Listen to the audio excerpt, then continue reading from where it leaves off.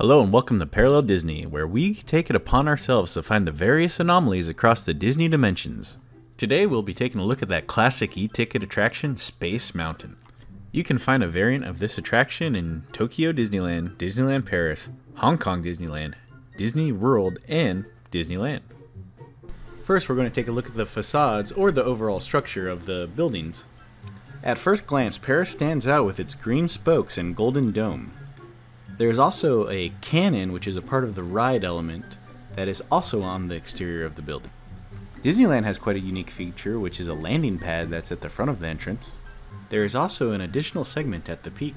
Tokyo is equipped with an escalator that takes you to the entrance. An awesome feature of the Disney World version has the people mover going into the ride building.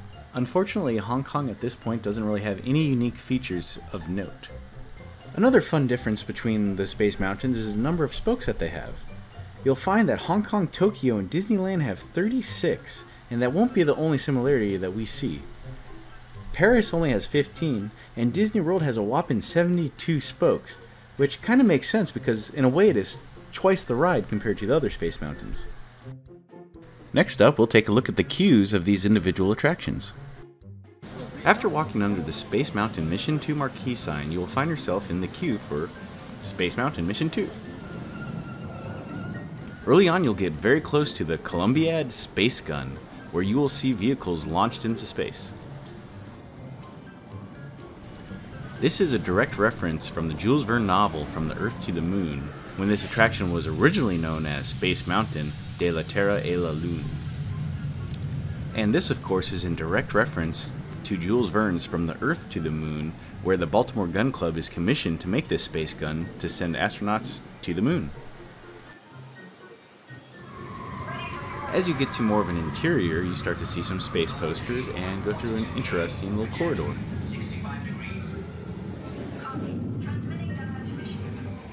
Later you come across a very intriguing looking show area, which appears to be the generator for the space cannon.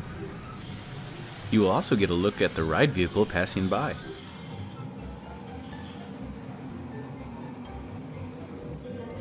Eventually you'll make your way down a corridor and you'll be able to experience the typical safety video. Following that, you'll find yourself into a very beautifully designed briefing room of sorts, where you can see the journey on one wall and a sort of blueprint of the space gun. And this is all delightfully featured in a room that has a starry top and delightful chandeliers.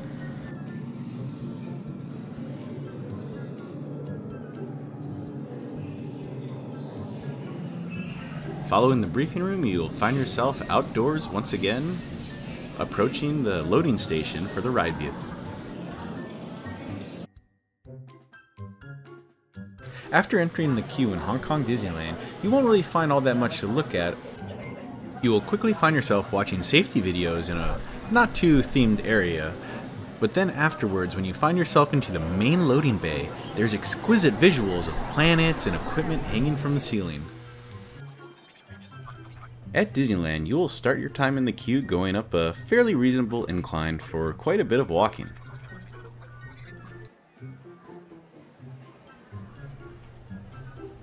After coming to the top of the incline, you'll get to walk around a landing pad for various spacecraft. At one point, you'll get the opportunity to go indoors, where you'll see awesome artwork depicting moments in space. Continuing your way around the queue, you'll get a good look at a satellite that is suspended from the ceiling. As you make your way around the queue, you'll also get good looks at various nebulas and galaxies that have been imaged. As you continue on your journey, you'll finally get to enter the main building, where you'll see a depiction of Space Station 77. You'll continue walking down a narrow corridor, occasionally seeing the safety video, as well as windows looking outside the space station into a starry field. Eventually, you will pass underneath Captain J. Hench's command module. After passing the module, the corridor style shifts. And then you'll swiftly find yourself in the spaceport.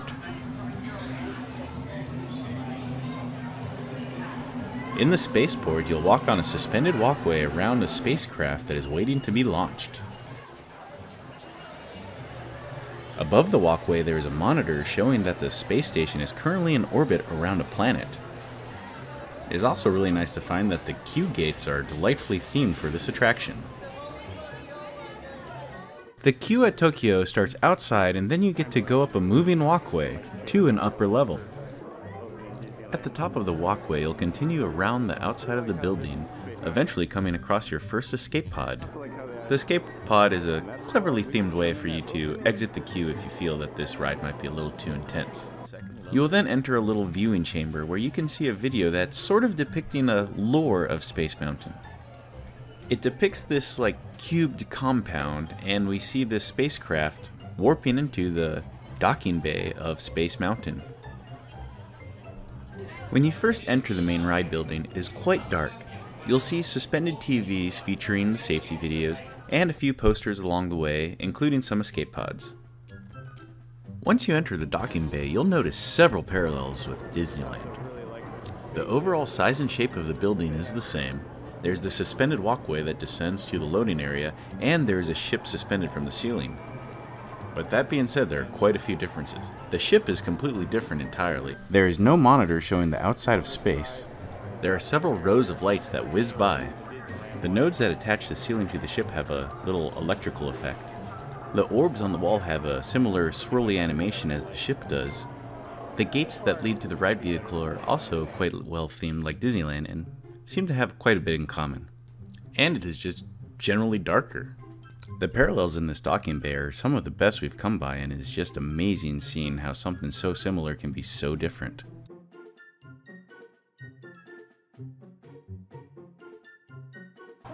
At Disney World, you'll find yourself entering the building right away.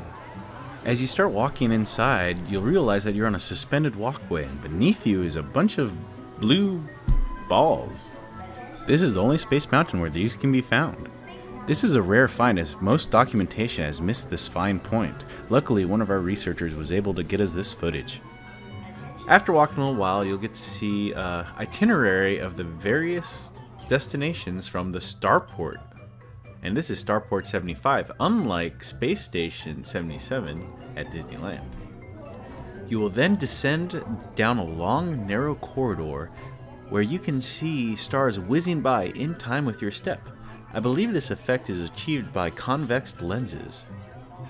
And it's really nice to see this effect compared to the ones in Disneyland, which is more or less just a flat plane that is backlit with holes in it. Once you reach the trough of the walkway and start to make your way back up, you'll come across posters depicting the various destinations and paths that you can travel throughout the galaxy. Reaching the end of this corridor, you'll come across some TVs that are displaying scores that people have achieved playing the Space Mountain Disney Play app. They'll also display various images of space. You will now get to look into space again, passing a few more windows, but this time there's a lot more to see. You can see an astronaut working on a satellite, planet whizzing by, and even some spacecraft.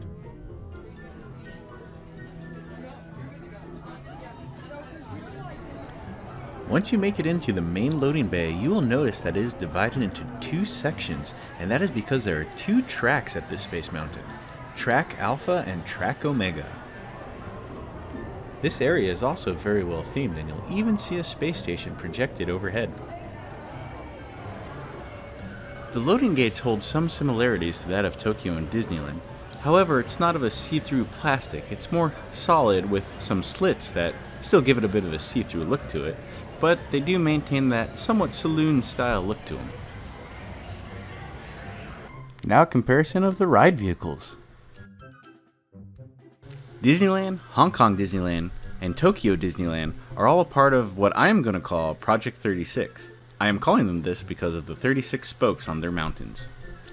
So as you can see, the vehicles of Project 36 are rather similar with a few varying differences. The nose cone at Hong Kong sweeps up and creates two separate handlebars for its right and left passenger. Disneyland and Tokyo have a separate bar that is for hand-holding. However, the nose cone at Tokyo does flare out a little bit, but Disneyland is smooth the entire way. Disneyland and Hong Kong both have onboard ride audio. You can see this by the 4 small speakers and the 3 subwoofers that are in each row. However, the larger speaker at Hong Kong does have a much wider rim. At Tokyo, however, there's no onboard ride audio whatsoever. When looking at the thrusters or bumper, Hong Kong has no additional detail at all. At Disneyland, you can clearly see that there are 2 rockets in the rear, as the booster area is more orange and then there's a black solid bar in between. And then Tokyo has its own little booster design showing that the rockets aren't yet ignited. Disney World contains its passengers inline, however it still has the 2-car and 3-road design such as the Project 36 Space Mountain. The restraints at this Space Mountain are also unique. They're of a T formation and they contain a little tab that allows the operator to check if the restraints are properly secured. Paris is the only ride vehicle to contain more than 2 cars, as well as shoulder harnesses. There is also onboard ride audio, which you can see with the 4 speakers as well as the 3 subwoofers that are in each row. This vehicle is also the most artfully crafted of the bunch, containing several flourishes that cannot be matched. And now on to the main attraction. Space Mountain Mission 2 in Disneyland Paris starts out by making its way to the space gun. Once you make it into the breach of the gun, the chamber will close and soon you'll be off on your way into Space Mountain. Once you get inside the building, you'll be whipped around, turned upside down, and get to see various physical and projected show scenes. Towards the end of the ride, you'll slow down at a spiraling lights display as your vehicle makes re-entry. As your ride comes to an end, you'll make your way past the generator and back into the loading area. Before we embark on our Project 36 type Space Mountains, I would like to point out that the Hong Kong Disneyland has a control room that is off to the right. Disneyland in Tokyo is elevated above the track right down the middle before the ride embarks. As we start our journey, we'll take a quick right and then we'll begin our ascent upon the first lift hill. There's not much to speak of with Hong Kong, but Tokyo and Disneyland are kind of interesting.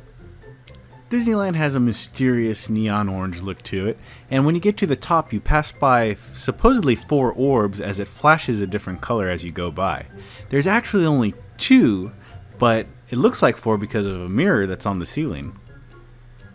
At Tokyo, as you ascend, you pass by these greenly lit electrical conduits that occasionally arc. I believe this effect is achieved by mirrors that make it look like there's more than there really are, along with a thin fiber optic that gets illuminated, making it kind of look like a spark. You'll also pass by a couple orbs here, but this time there's no mirror. After we finish making our ascent to the top, we'll then continue down a corridor which varies once again depending on the Space Mountain you're at. At Hong Kong, you go through various arches that illuminate in sequence. At Disneyland, you're in this blue light tunnel where the lights just flash and go by you as you progress through the track. At Tokyo, pulses of light sweep by, revealing a somewhat hexagonal geometric pattern. We also see some of those cubed compounds that we seen in that introduction video a while back that showed the spaceship warping into Space Mountain. Another fun thing to point out right here is that at Hong Kong there's a little track breakaway that's not there at Disneyland. I'm not sure if Tokyo has one or not, because all the image I can find is too dark. Once again we will find ourselves ascending, and the differences continue from here. Hong Kong has a square tunnel with lights streaking by. Disneyland is tubular and has a projection effect around it that starts to rotate. And both Disneyland and Hong Kong Disneyland have what appears to be a quasar that's projected at the end of the tunnel. Tokyo also has a rectangular tunnel that it shares with Hong Kong, but this time there's lightning streaking across, and instead of a quasar, there's just some kind of power source that's pulsing the lightning.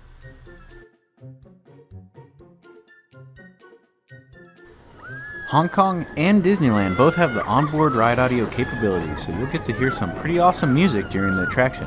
Unfortunately, at Tokyo, you will not get this experience.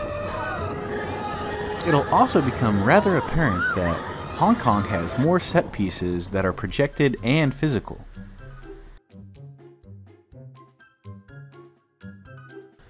As the ride starts to come to a close, you will enter a deceleration tunnel at all 3 Space Mountains. At first, the deceleration tunnels seem to be fairly identical. However, this isn't the case. You'll see that there's variations in colors between each one. Also at Tokyo, you'll notice that cubed compound once again. A little fun thing at Hong Kong is that the finishing lighting sequence at the end matches the speed of the ride vehicle, giving a fairly trippy experience where it kind of looks like you're not moving, but then as you go around the corner you're still in motion, and it just kind of throws you all off, and it's really cool. And at the end we get another glimpse of a little difference with Hong Kong. At Hong Kong they have a switch track where they can roll a new train right onto the main track.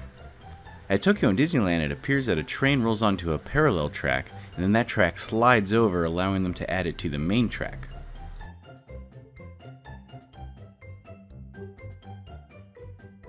As we start our journey at the Space Mountain in Disney World, we'll quickly descend into another tunnel that's filled with blue sweeping light like that of Disneyland's. As we get to the end of the tunnel, we can see that the lights originate from a sphere at the end of this tunnel. Before reaching it, it flashes and we make a quick turn towards the lift hill. As we ascend up the lift hill, we find more parallels with Disneyland.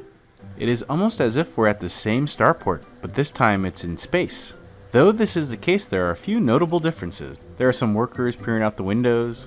There are astronauts working on the spacecraft. The spacecraft has a few more segments, and the head of the ship is also more geometric. There's also a hench reference, but this time it's on the head of the ship. As you get to the crest of the lift hill, you'll notice that there are projections just like the other Space Mountains. However, here they're a little fewer and trickier to see. You'll also make a quick flyby of the spaceport. As the ride comes to a close, you'll find yourself in another deceleration tunnel, and this one is definitely the least interesting of all of them, but it's still pretty cool. But you're not quite at the end of the ride yet. You'll have to make your way through a little bit further before you actually get to the exiting platform. Another feature that is unique to this Space Mountain is that you disembark at a completely new area. I like how this kind of fits the theming of this Space Mountain because it's more like a travel location, unlike the other ones which are more like kind of a there and back mission. The only Space Mountain with a real post-show is that of Disney World. There's a very small baggage claim area, as well as a lost and found that baggage can teleport to and from, and a little command center. Then you have a long walk where you get to experience some dioramas of potential future destinations from your local starport.